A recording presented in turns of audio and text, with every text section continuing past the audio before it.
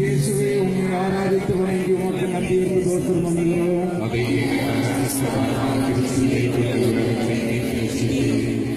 குடும்பம் தாண்டி உலகை உற்று பார்ப்போம்.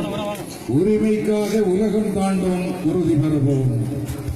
வெரோனிகா, நான் உங்களுடன் பேச விரும்புகிறேன். நட்புடன் வளர வைப்பது குடும்பம் என்பதில் எண்ணளவும் சந்தேகமில்லை.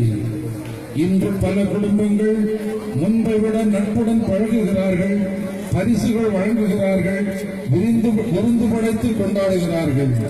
இவற்றை கடமைக்காகவும் கட்டாயத்தின் பேரிலும் செய்பவரே அதிகம். அதனாலேயே நான் வெரோனிகா உங்களுடன் பேச விரும்புகிறேன். குடும்பம் தாண்டி இன்னொரு உலகு உள்ளது என்னை உணர வைத்தவர் இயேசு.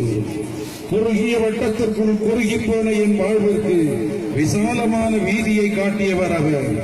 வீதியை நொந்து வீட்டிற்குள் முடங்கி கிடந்த பெண் எனது பார்வையை விரிவாக்கியது அவரது போதனை.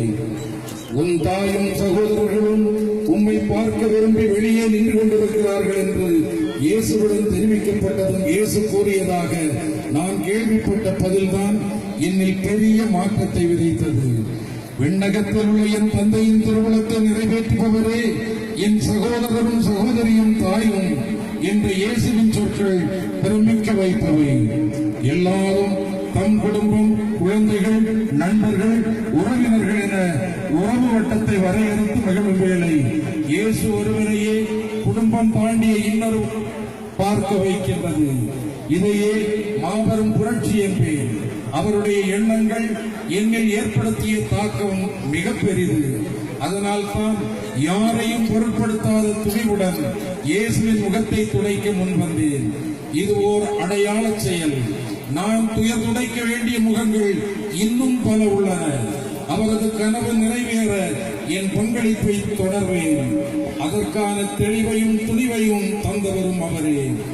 இயேசுவின் விசாலமான நோக்கம் நமக்குள் ஏற்பட்டால் மட்டுமே இந்த பூமியின் முகம் புதுப்பிக்கப்படும்.